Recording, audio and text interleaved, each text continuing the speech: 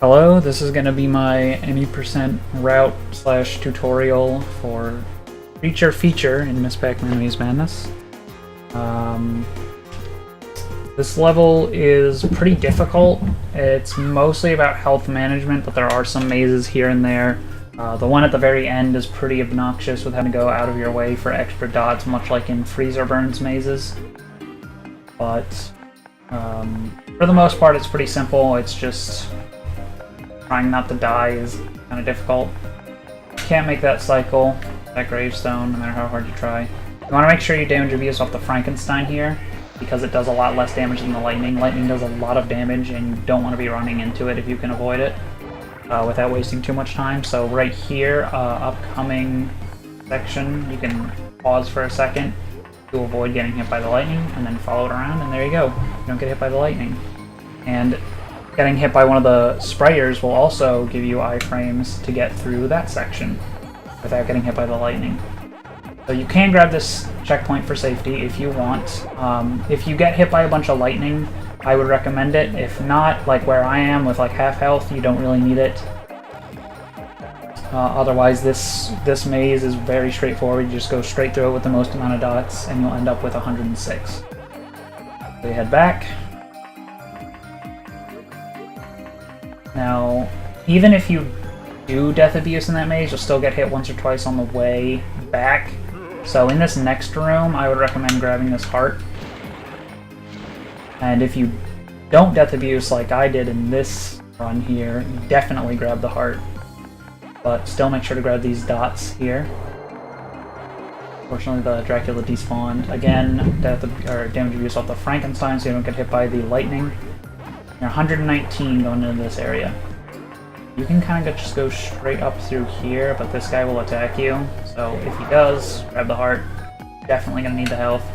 This part you're going to need as many dots as you can get, kind of. You need to get 12 dots that are outside the main path. I've already grabbed one. You can see them on the left. That's not the direction you go, so that's 1. That'll be 2, 3, 4, 5, 6, 7. Oh man.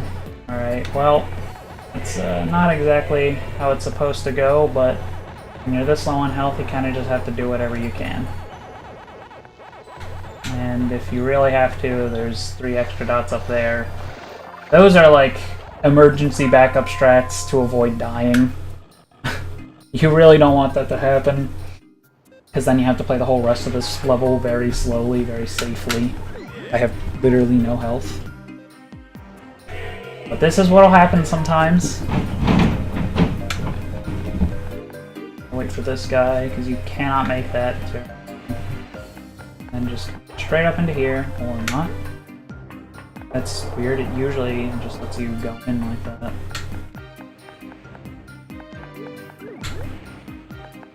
Normally, I would just be damage abusing through all of this, but since I have no health, play it safe.